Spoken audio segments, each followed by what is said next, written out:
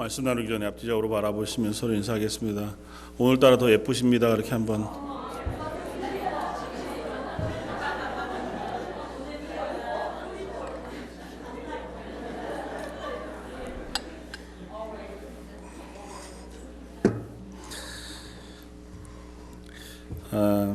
말씀을 준비하다가 어떤 한 목사님의 고백을 접하게 되었습니다. 제가 아는 목사님은 아니지만 참 어려운 시기를 지나고 또 힘겨운 시기를 지나가면서 하나님, 제가 하나님 목회자로 어떻게 설 수 있습니까? 이 어려움을 하나님께서 어떻게 이기게 하실런지. 근데 결국은 자기가 기도한 대로 하나님께서 들어주시지 않는 그 상황을 지나가면서 절망하고, 계속해서 할 수 있겠나? 계속 내가 용기 있게 하나님의 말씀을 선포할 수 있겠나? 그래서 이제 바닥으로 이렇게 떨어지게 되어진 자리에서 기도하는데 하나님께서 그런 음성을 들려주시더라는 거예요. 야, 괜찮다. 너 연약한 모습 그대로 있어도 괜찮다. 그 모습으로 내 앞에 서는 것, 그것이 필요하다. 그렇게 말씀해 주셨다고 이야기해요.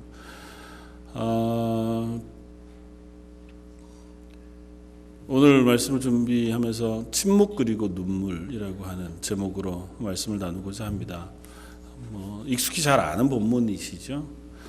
예수님 잡히시던 날 밤의 이야기이고 또 베드로의 부인에 대한 이야기이지만 오늘 이 본문을 중심으로 해서 우리 인생 가운데 하나님 앞에서 애써 기도하고 힘겨운 시간을 지나가지만 하나님 왜 나에게 응답하시지 않나 하는 질문들을 가지고 살아가는 그 고백을 한번 묵상해보고, 그 가운데 하나님이 우리에게 여전히 말씀하시고 침묵 가운데 일하고 계시다는 사실들을 함께 나눌 수 있으면 좋겠다 생각이 되어집니다. 언젠가도 나누었지만 하나님의 침묵이라고 하는 주제를 가지고 생각해보면, 떠올려보면 저는 항상 이 일본인 작가인 엔도 슈샤쿠라고 하는 사람이 쓴 침묵이라고 하는 소설이 머리에 떠오릅니다.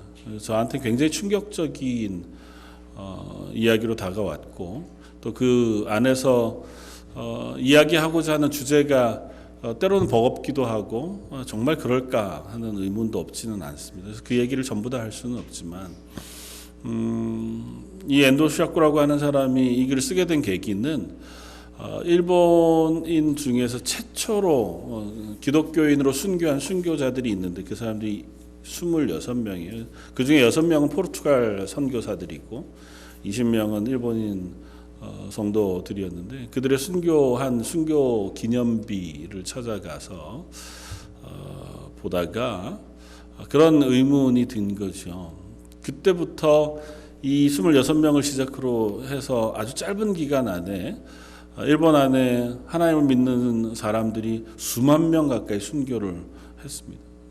그러면서 일본이 어떻게 보면 기독교의 황무지가 되어질 만큼 정말 믿음의 사람들이 없어져 가고 교회가 사라져 가고, 지금은 물론 성도들이 있고 교회들이 많이 세워져 있지만 그래도 여전히 일본 전체 인구의 비율로 따지자면 거의 전도가 필요한 미전도 종족 수준의 아주 적은 숫자만이 신앙을 가지고 있는 것 같아 보이는 현실을 바라보면서 하나님 왜 그때 그런 일들이 있을 때 침묵하셨습니까? 왜 이런 일들을 안 막아주셨습니까? 도대체 이런 일이 일어나고 이런 현상들을 바라볼 때 우리는 어떻게 해야 합니까? 무엇을 묵상해야 합니까? 질문을 가지고 이야기들을 쭉 따라가고 그러면서 쓴 소설이 침묵이라고 하는 소설이에요.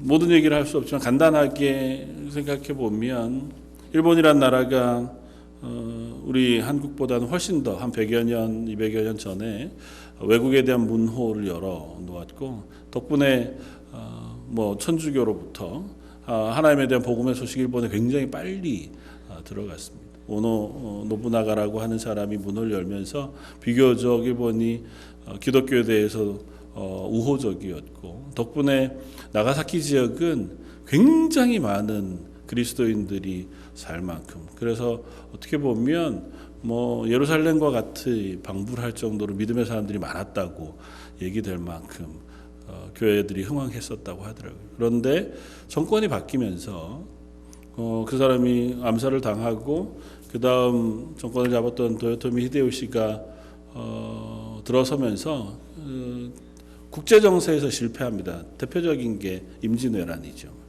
그것에서 전쟁에 실패한 그 정책의 실패를 국내에서 다른 것으로 돌려야 했습니다. 그래서 그 핑계를 그리스도인들에게 떠넘겼어요. 그러면서 기독교를 박해하기 시작했습니다. 그래서 그 시절부터 그 다음까지 연결되어 일본 역사 가운데 기독교를 향한 아주 강력한 탄압이 시작이 됩니다. 그 첫 순교자들이 그 26명의 신부들, 선교사들과 일본인 성도들이었고, 그들이 교토에서 붙잡혀서 그곳에서 고문을 당해 귀를 다 잘립니다. 그리고 그 상태에서 포승줄에 매어서 나가사키까지 1000km 가까이를 걸어서 일본을 통과해 가는 거죠. 그러면서 모든 사람들에게 본보이기를 보여줍니다. 그리고 그것을 십자가에서 공개적으로 처형합니다. 그걸 시발점으로 해서 말할 수 없는 탄압이 일본 안에 일어났어요. 그 사실을 보면서 이 엔도 슈가쿠라고 하는 사람이 질문합니다. 왜 그럴까? 하나님 왜 그때 그냥 놓아두셨을까? 사실은 순교자가 수만 명이었지만 더 많은 사람이 배교했단 말이죠. 그 많던 교회들이 다 사라지고 세례받고 심지어는 신부로 서품받았던 일본인들까지 다 버립니다. 하나님을 버리고 또 그 과정 속에서 믿음을 저버리고 도망쳐 숨어 살게 되어지는 현상들이 일어났단 말이에요. 하나님 왜 그러십니까? 그들이 얼마나 안타깝게 기도했을까? 그들이 얼마나 애타게 하나님의 도우심을 구했을까? 그런데 왜 하나님은 아무 일도 하지 않으시고 아무 말도 하지 않으실까? 하나님 왜 침묵하셨을까?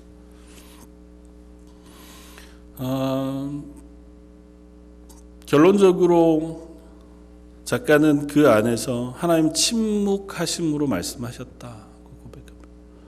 침묵하심으로 여전히 일하고 계시다고 고백합니다. 그 순교 때 가장 대표적으로 박해한 방식이 뭐였냐 하면 기독교인들을 다 모아다가 예수님 사진, 성화, 동판으로 되어진 그것들을 바닥에 놓고 그걸 지나가게 했습니다. 다른 거 안 시켰어요. 이걸 밟고 지나가면 오케이, 그것을 끝. 그래서 그 사람은 살려주고 이걸 밟고 지나가지 못하겠다고 하는 사람들은 순교시켰습니다. 죽였는데 그냥 죽인 것도 아니고 바닷가에다가 목까지 차오르는 조수간만의 차이가 있잖아요. 거기에다가 매달아두고 물이 조금씩 들어오는 거죠. 그렇게 죽이기도 하고 다양한 방법으로. 그러니까 그 다음 사람이 공포스럽게 이걸 부인하지 않으면 나도 저렇게 죽겠구나 하는 본보기들을 온 데다가 다 펼쳐 보였습니다. 얼마나 많은 사람들이 그 성화를 밟았겠어요.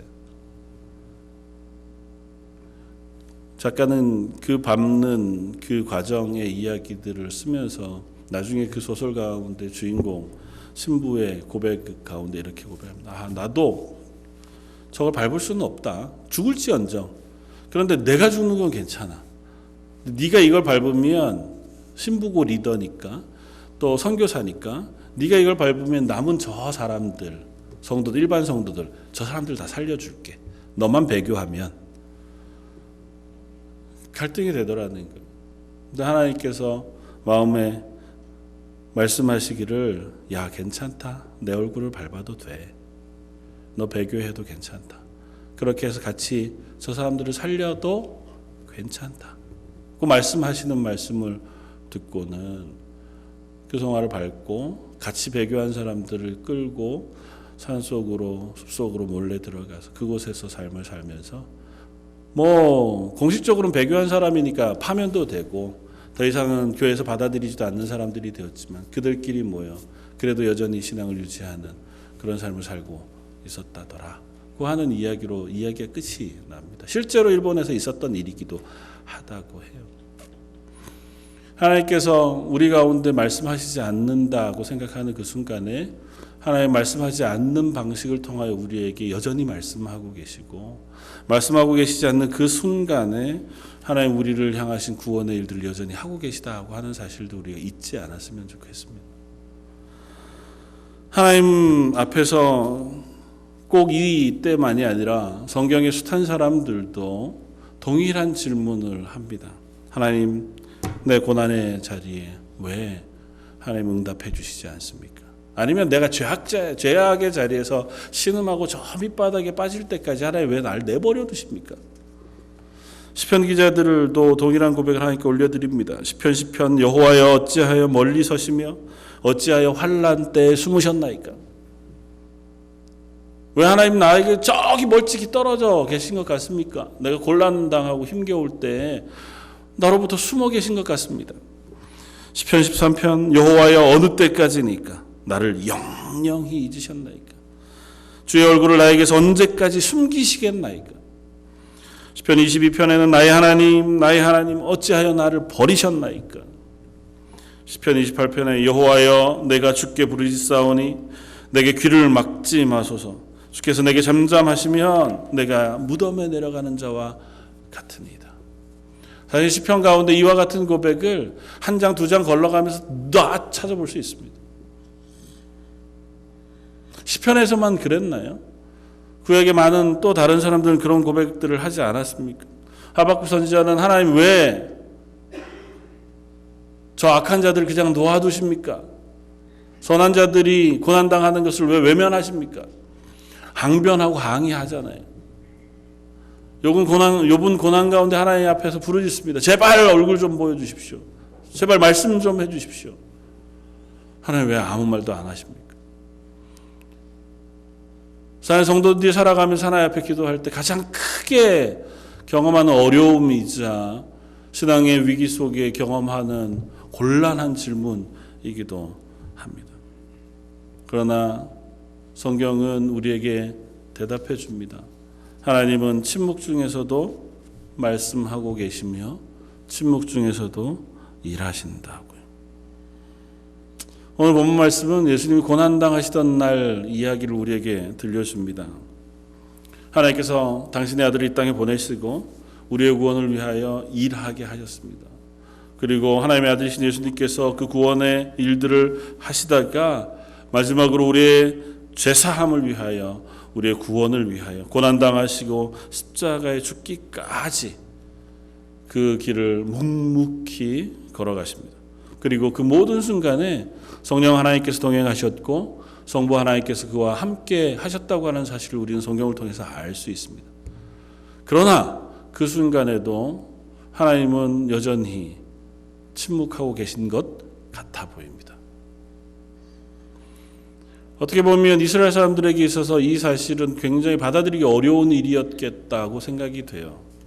왜냐하면 이스라엘은 늘 하나님과 교제가 있는 민족이었습니다. 실패할 때도 아니면 하나님 앞에 말씀에 순종할 때도 하나님이 때로는 그들에게 은혜를 주시거나 아니면 외국 군대를 막아주시거나 아니면 그 나라를 구원해 주시거나 아니면 그들이 실패하여 범죄하고 있을 때 선지자들을 보내셔서 그들을 질책하시고 거기서 돌아오라고 외치시거나 그렇게 하면 너희 죽을 거야 경고하시거나 어떤 식으로든 이스라엘 역사 가운데 하나님께서 이스라엘을 향하여 말씀하시고 일하셨어요. 그런데 말라기 선지자를 끝으로 예수님이 오시기까지 400년 동안 하나님 침묵하셨습니다. 더 이상 이스라엘에게 나타나시지도 일하시지도 선지자들을 보내시지도 않았습니다. 하나님께서 우리를 잊으셨나? 이제 더 이상 우리는 하나님의 나라가 아닌가? 하나님의 백성이 아닌가? 할 만한 의문들이 있을 만한 지점을 지나가요. 그 기간 속에 그들이 때로는 실패도 많이 했습니다. 막 악으로 치달아 가도 넘어져서 다른 나라의 속국이 되어도 하나님 아무 말씀을 안 하세요. 예전 같으면 선지자를 보내가지고 니네 그렇게 가면 죽어 라고 말씀하셨을 텐데 아무 말씀. 그들 속에 부흥운동이 일어납니다. 율법으로 돌아가자, 말씀으로 돌아가자. 그래서 다 버리고 말씀으로 돌아가는 무리들이 생기고, 그러면 하나님, 그래, 야, 이제는 너희가 정신 차렸구나 하면 좋을 텐데 아무 말씀이 없어요. 아니, 이거 맞아요? 이렇게 가는 건 맞습니까? 어떻게 해야죠? 대답을 안 하세요. 그런 시기로 400년을 지났습니다. 그러다가 드디어 세례 요한을 시작으로 세례 요한과 예수님이 이 땅에 오셔서 하나님의 말씀을 다시 선포하기 시작했어요. 하나님의 말씀이 그들에게 들려지니까 이스라엘 백성들은 어떻게 했겠어요? 드디어 하나님께서 우리를 향해 말씀하시는구나. 우리의 기도에 응답하셨구나. 이분이 우리의 메시아가 되셔서 이 나라의 왕이 되셔서 우리나라를 하나님의 나라로 만드시겠구나. 그게 이스라엘 백성들의 마음이에요. 그래서 예수님을 쫓아다닌 겁니다. 심지어 기대에 부응했어요. 예수님을 뵈니까 예수님 병자를 낫게 하세요. 귀신을 내어쫓습니다. 권위 있는 말씀으로 아무리 힘 있는 사람도 예수님 앞에서 겸손할 만한 권위를 가지셨어요. 5,000명, 8,000명을 아무것도 없는 가운데에서도 먹이실 만한 이적을 베푸시기도 합니다. 아, 맞구나. 하나님 드디어 우리의 기도를 들어주셔서 우리에게 응답하셨구나. 우리를 하나님의 백성으로 다시 회복하시는구나.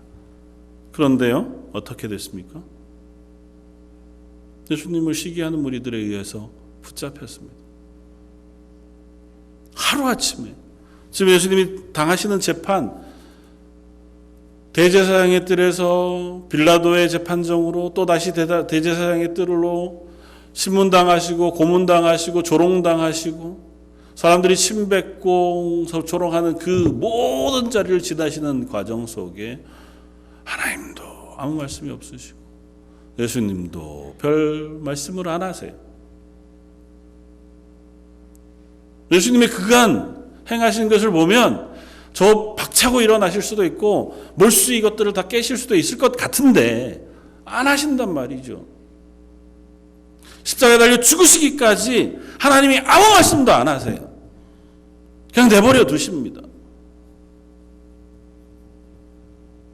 오죽했으면 멜 깁슨이라고 하는 사람이 만든 패션 오브 크라이스트라고 하는 그 영화의 그 맨 마지막 장면에다가 그는 자의적으로 해석해서 예수님이 죽으시는 그 장면을 하늘에서 바라보는 샷으로 찍으면서 눈물방울 하나를 떨어뜨리는 연출을 합니다. 하나님께서 울고 계셨다. 같이 우셨다. 하나님 아무 말씀 안 하시는 것 같습니다. 왜 그러십니까, 하나님? 그러면 아니었습니까? 이게 뭐죠? 그럼 어떻게 된 겁니까? 는 질문이 이스라엘 속에 일어날 만한 상황 속에 지금 놓여져 있는 거예요. 아, 예수님만 그런 게 아니었습니다. 예수님 앞에 왔던 세례 요한은 그가 억울하게 목배임을 당해 죽잖아요. 바른 소리 하다가 한 여자아이가 춤춘 것에 혹해가지고 야, 내가 뭘 해줄까? 이게 뭐예요? 하나님의 선지자가 400년 만에 하나님의 구원에 대한 이야기들을, 회개를 선포하던 선지자가 목배임을 당해요. 아무 말씀 안 하십니다. 순교할 수 있죠. 그래도 예수님이 그 세례 요한을 좀 위로해 주시거나 혹은 찾아가 주시거나도 할 수 있었을 텐데 세례 요한의 옥중에서 예수님에게 제자들을 보내거든요. 오실 그분이 당신이 맞습니까?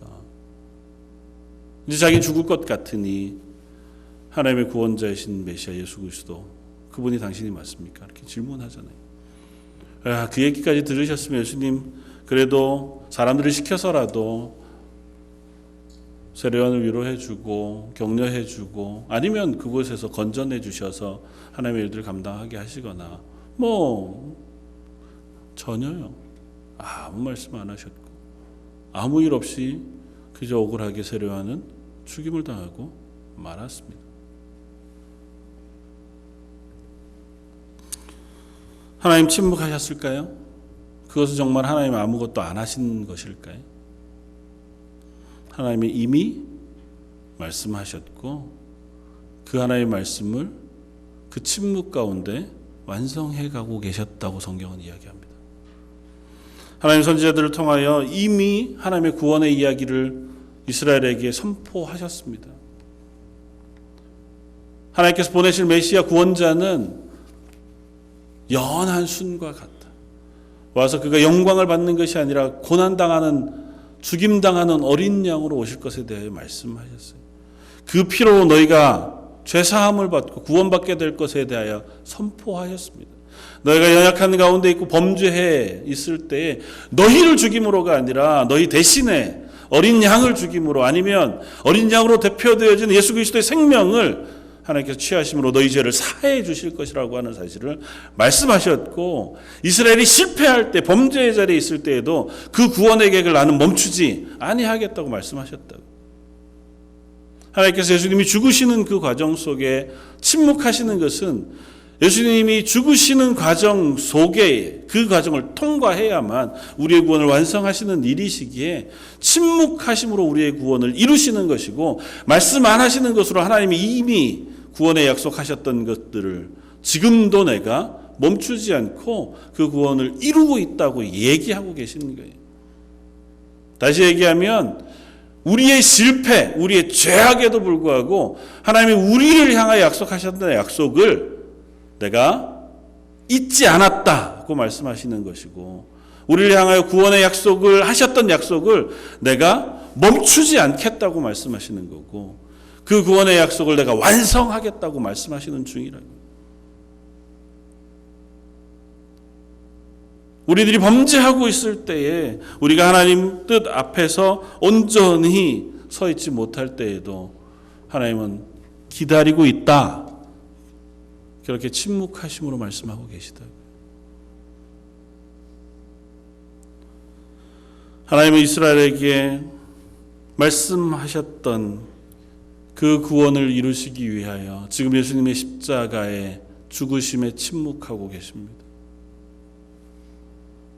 너희의 죄가 이처럼 크고 무거운 것이다. 예수님은 당신이 당하시는 그 모든 고난을 아무 말 없이 다 당하셨습니다. 심지어 예수님이 십자가를 향해 가는 고난받는 그 과정 속에 사람들이 예수님에게 쓸개탄 포도주를 권합니다. 조금이라도 그 고통을 경감할 수 있는. 예수님은 그것도 마다하세요. 육신으로 당할 수 있는 모든 고통을 모든 감각 있는 그대로 다 당하십니다. 사람의 모든 조롱을 그냥 감내하세요. 예수님을 향해 뱉는 그 조롱의 침들을 그대로 받으십니다. 지나가면서 이런저런 얘기로 수근거리면서 예수님을 향해 조롱합니다. 네가 하나님의 아들이거든 한번 내려와 보지. 어떻게 거기 달려 있어?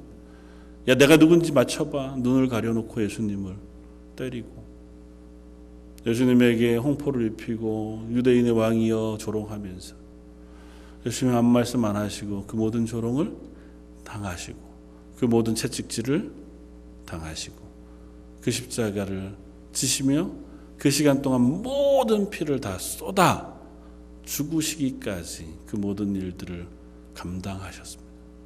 그동안 하나님이 침묵하신 것은 너희의 죄가 이만하다는 사실을 알려주시기 위함이에요. 우리의 죄를 사하기 위해서 우리의 죄를 하나님께서 심판하셔야 하는데, 우리의 죄를 심판하시기 위해서 일어나야 할 죄값이 이 조롱이고 이 외로움이고 이 좌절이고 이 고난이며 이 죽음이라는 사실을 하나님 침묵 가운데 말씀하시는 거예요. 침묵 가운데 내가 너를 사랑하기에, 너를 용서하기에 내 사랑하는 아들을 이 고난 가운데 놓으시는 것이라고 말씀하십니다. 우리를 여전히 하나님 구원하시기를 원하시고 우리를 향하신 구원의 약속을 꺾지 않으셨기에 예수님이 당하시는 그 고난, 그 피 흘림에 침묵하고 계시다고 말씀하고 계신 줄 압니다.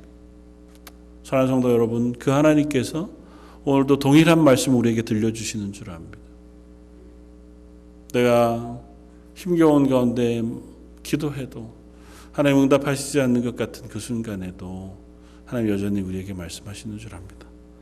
난 여전히 너를 사랑한다. 너를 향한 구원의 계획을 내가 멈추지 않는다.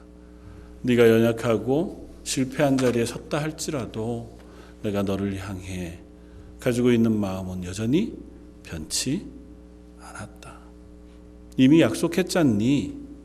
성경의 숱한 구절들을 통하여 내가 너를 사랑한다고, 너를 구원할 것이라고, 너의 구원을 멈추지 않을 것이라고, 내가 하나님 나라 오는 그 순간까지 내가 너를 놓지 않을 거라고 약속했잖니. 기억해봐. 하나님께서 그렇게 우리에게 말씀하시는 줄 압니다.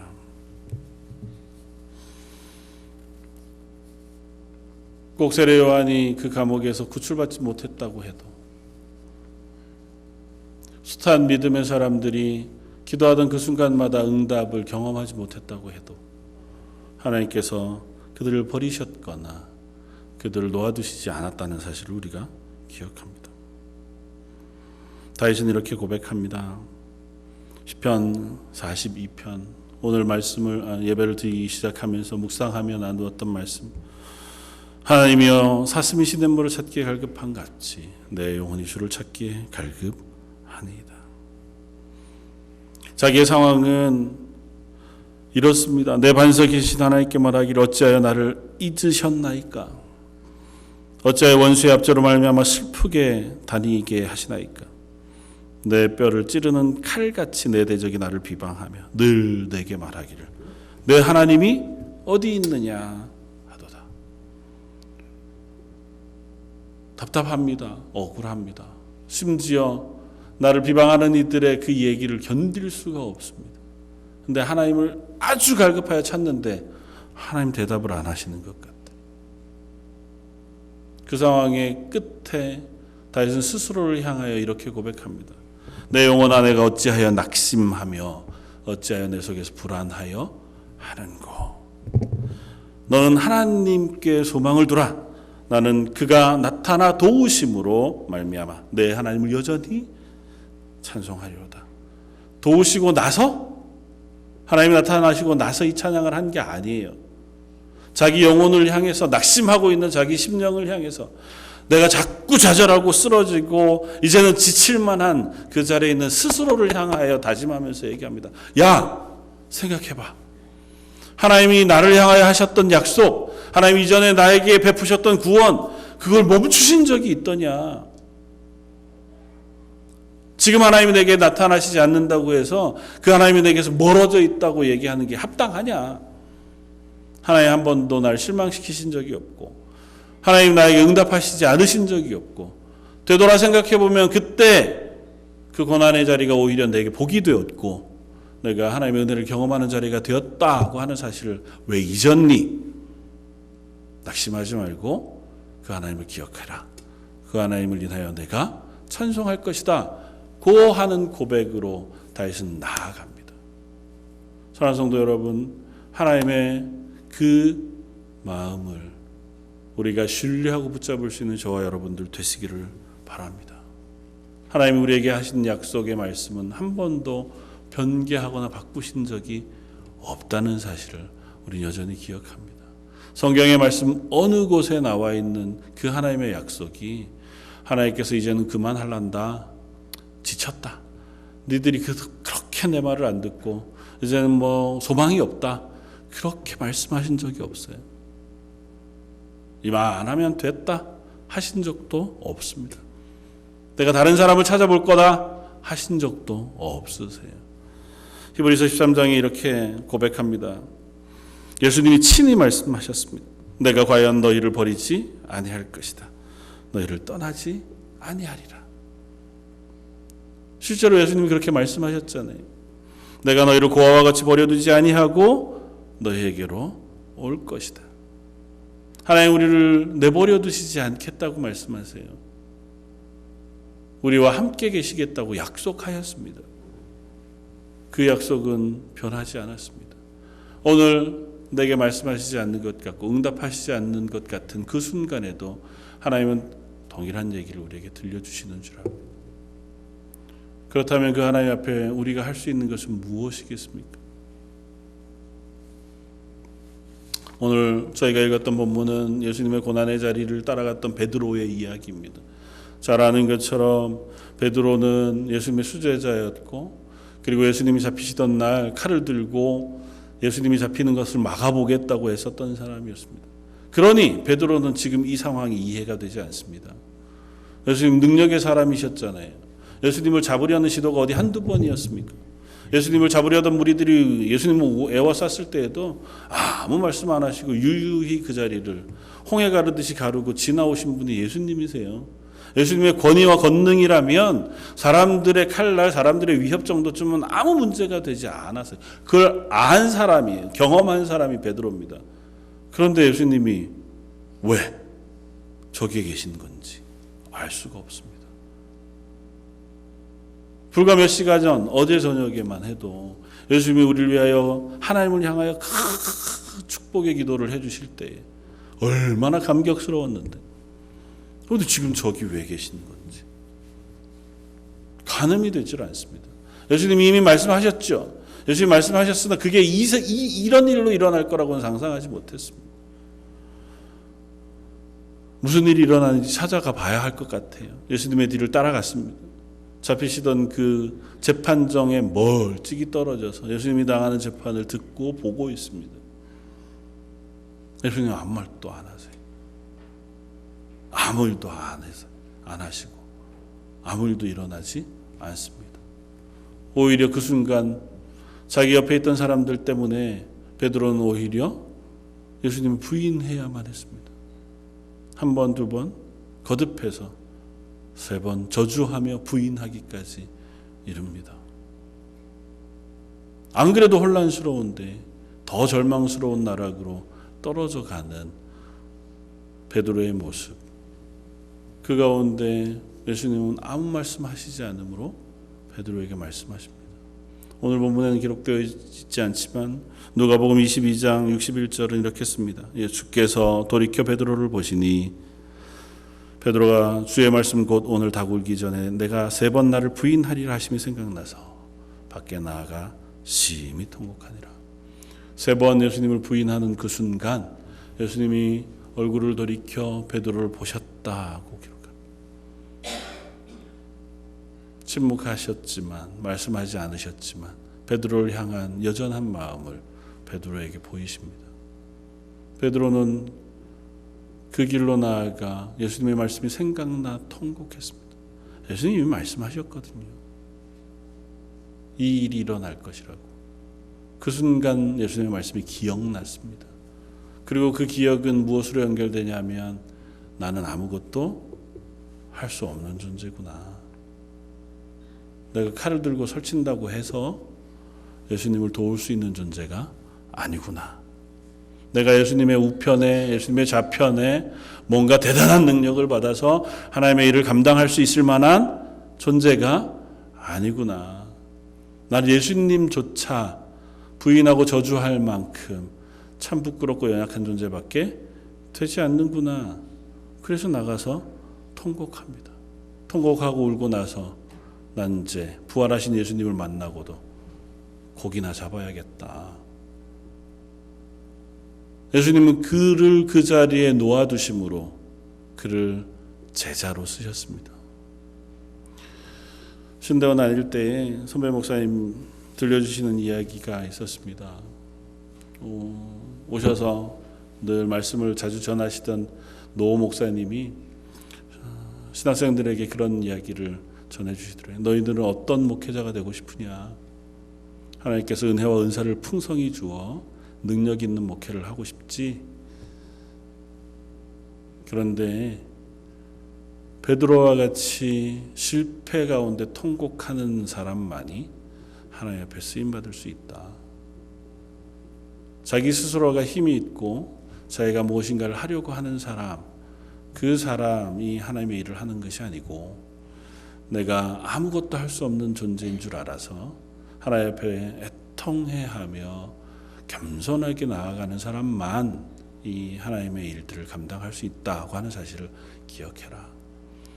뭐 어떻게 알겠어요, 그 젊은 나이에. 잘 이해도 안 되고 말씀은 은혜로우니 아멘은 했지만 그게 잘 경험이 안 됩니다. 오늘 말씀도 아마 듣는 여러분들 속에 그럴 수 있겠다는 되지만 마음 깊은 곳에서 동의되는 것은 쉽지 않으리라고 생각합니다. 하나님은 저와 여러분들을 하나님의 사람으로 만드시길 원하십니다. 하나님의 일들을 감당하고 이 땅 가운데 하나님의 영광을 위해 살아가는 그리스도인 되게 하시기를 원하십니다. 하나님의 사람으로 살아가는데 하나님께서 우리에게 허락하실 수 있는 것이 있다면 무엇도 아끼지 않으시겠다고 말씀하십니다. 내 독생자 아들 예수 그리스도까지도 아끼지 아니하고 우리에게 주시겠다고 약속하였습니다. 그 하나님께서 오늘 저와 여러분들에게 침묵하심으로 말씀하시는 줄 아실 수 있기를 원합니다. 하나님 침묵하실 때 또 우리가 하나님 앞에서 어려움 가운데 곤란 가운데 혹은 실패 가운데 있을 때 우리는 침묵 가운데 말씀하시는 하나님의 말씀을 들을 수 있어야 합니다. 이미 말씀 가운데 약속하셨던 그 약속들, 내 기도에는 응답하시지 않는 것 같은 답답한 시간, 그 자리에 왜 하나님 내 기도를 안 들어주십니까? 할 것이 아니고 그 기도의 자리에서 하나님이 이미 약속하신 약속을 붙잡고 서 있을 수 있는 믿음이 저 여러분들에게 필요한 줄 압니다.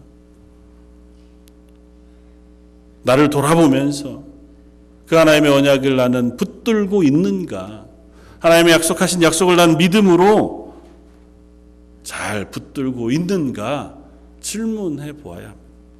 베드로가 칼로 예수님을 지킬 수 없었듯이 우리가 우리의 힘으로 하나님의 사람이 될 수 없다는 사실을 인정해야 합니다. 그리고 하나님 앞에 나아가 애통하며 부르짖는 눈물의 기도가 필요합니다. 언제 하나님 앞에 울어보셨습니까? 저를 포함해서 하는 이야기. 저 여러분들이 하나님의 사람으로 살아가는 것이 쉽지 않잖아요. 내 이웃을 내 몸과 같이 사랑하라. 아이고야. 하려고는 애쓰지만 잘 안 되잖아요. 거기에서 멈추신 것이 아니라 원수를 사랑하라니요. 원수가 사랑이 안 되잖아요. 원수는 고사하고 내 이웃은 고사하고 내 가족도 부모 하나 사랑하는 게 잘 쉽지 않은데. 하나님 앞에서 거룩하라 하고 말씀하시고 하나님의 영광을 위하여 정직하고 바르고 신실하게 살아가라고 말씀하시는데 우리 힘으로 그게 안 되잖아요. 그러면 안 되는 것을 가지고 하나님 앞에 나아가 울어야 하지 않겠습니까? 하나님 도저히 안 됩니다. 그걸 살지 못하는 나를 인해서 애통해야 되지 않겠습니까? 하나님 말씀을 하셨는데 제가 일주일을 살아보니 일주일 동안 여전히 내 힘으로 살았습니다. 여전히 내 생각으로 살았고 여전히 내 속에는 욕심이 가득하고 여전히 하나님의 마음이 아니라 내 마음이 나를 지배하고 있다면 하나님 앞에 나와서 기도할 때 애통해야 하지 않겠습니까? 하나님 여전히 내가 내 힘으로 하나님 앞에 섭니다. 어떻게 할까요? 왜 안 변합니까? 하나님 나를 좀 바꾸어 주십시오. 우리가 죄인인 줄 알아 하나님 앞에 그 죄인인 것이 들통나면 베드로와 같이 하나님 앞에 내가 죄인인 것을 깨달아 애통하는 자리에 서는 것이 당연하지 않겠습니까? 나의 부족을 발견하면 하나님 제가 이렇게 부족한 연약한 지체로는 살 수 없습니다. 하나님 부르심 앞에 하나님 명령하신 것 앞에 그리스도인으로 살고 싶습니다. 간절한 몸부림이 우리 속에 있어야 하지 않겠습니까? 하나님 앞에 그런 몸부림과 애통과 부르짖음으로 나아간 때가 언제입니까?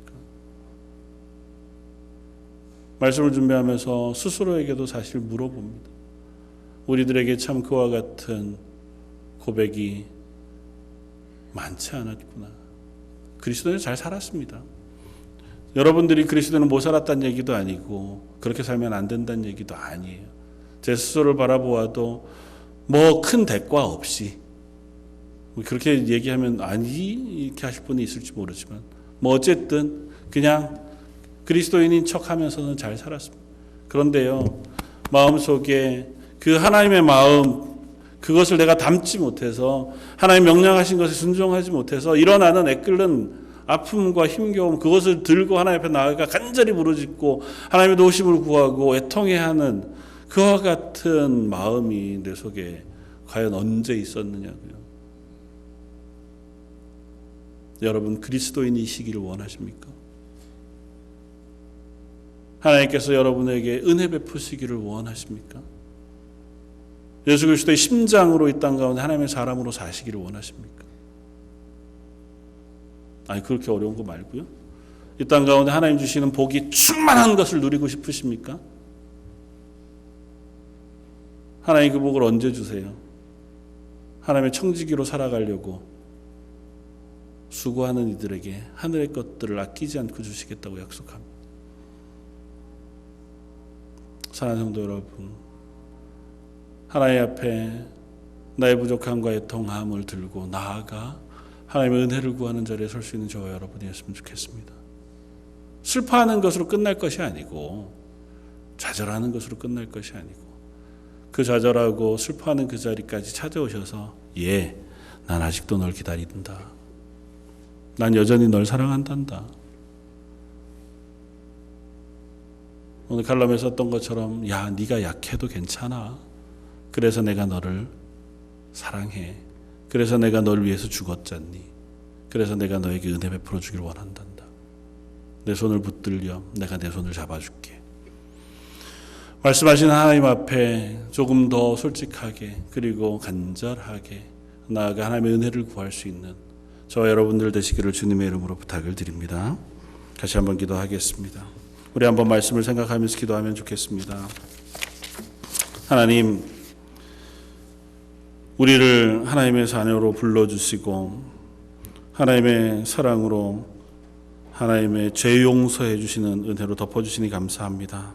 그러나 여전히 하나님 앞에서 저희들의 삶은 하나님을 기뻐하고 하나님이 기뻐할 만한 삶이 아니라 연약하고 부족하고 어리석은 삶을 살아갑니다. 하나님, 저희들을 은혜로 덮어주십시오. 하나님의 사랑으로 고쳐주십시오. 회복시켜 주십시오. 하나님의 마음을 품기 위해서 발버둥치면서 하나님의 도우심을 구하는 기도의 자리에 설 수 있게 해주십시오. 우리 한 목소리 같이 한번 기도하시겠습니다. 사랑하는 풍성하신 하나님, 저희를 하나님의 사랑으로 불러주시고 예배의 자리에 세우시니 감사합니다. 하나님 앞에서 저희들은 참으로 어리석은 사람인 것을 고백합니다. 하나님이 주신 은혜에도 불구하고 하나님 내 삶 하나님 앞에 바로 내려놓고 하나님의 도우심을 구하며 거룩하고 신실하게, 아니 정직하고 겸손하게 하나님의 서기 못하는 어리석은 사람들인 것을 고백합니다. 하나님, 저희들 속에 성령의 은혜를 부어주십시오. 성령의 새 힘을 허락해 주시고 새롭게 하신 하나님의 은혜가 저희로 하여금 하나님을 바라보게 하시고 하나님의 말씀을 붙잡게 하시고 하나님의 은혜를 사모하게 하시며 하나님의 능력을 바라보는 하나님의 자녀들 되게 하여 주옵소서. 저희로 할 수 없는 것들 하나님께서 저에게 보여주시고 저희가 기대할 수 없는 것들을 하나님께서 허락해 주셔서 저희의 말과 저희의 행동, 저희의 삶이, 저희 교회가 하나님 앞에서 믿음으로 하나님의 능력으로 하나님의 은혜로 충만해지는 역사로 하여 주시옵소서.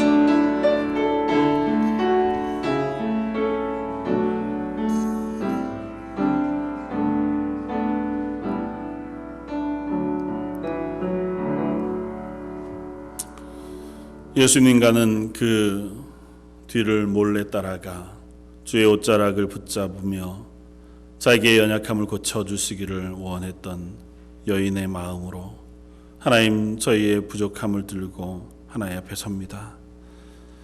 하나님 부르시고 사랑하시며 우리의 죄를 용서해 주시고 하나님의 자녀라 칭해 주시며 너희가 나의 기쁨으로 하나님의 영광이 되기를 원하셨지만 저희 속에 있는 어리석음과 연약함, 또 이 땅을 살아가는 부족함과 또 게으름은 하나님 기뻐하시는 자리보다 오히려 연약하고 힘겨워하며 무력한 자리로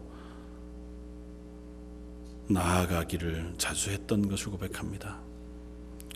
하나님 앞에서 내 힘으로 안 되는 줄 아는데도 그걸 해결하고자 하는 마음보다 그 자리에 주저앉고 그저 머물러 있기를 원했습니다. 하나님, 다시 저희 마음속에 정한 영을 새롭게 해주시길 원합니다. 하나님의 은혜를 부어주시고 성령으로 역사해 주셔서 하나님을 바라보게 하시고 하나님 주신 마음을 사목해 하시며 하나님을 의지하여 이 땅 가운데 하나님의 사람으로 살아갈 수 있는 힘과 은혜를 베풀어 주옵소서. 한 걸음 한 걸음 하나님 앞에 설 때마다 눈물 짓고 애통하지만 그러나 그 과정을 통과하며 하나님께서 우리를 하나님의 사람으로 만들어 가시는 줄 알아 하나님을 향하여 예배하며 기도하며 눈물 뿌려 하나님 앞에 서기를 맞이하는 저희들의 삶이 되게 하여 주옵소서. 예배 자리에 나왔습니다. 예배하는 모든 하나님의 사람들과 그 가정 위에 저희 런던 제1장로교에서 그 모든 성도들 위해 하나님께서 그 새로운 은혜를 그 마음을 성령의 충만한 것들을 부어주시길 원하오며 모든 말씀 예수님 이름으로 기도드립니다. 아멘. 찬송가 311장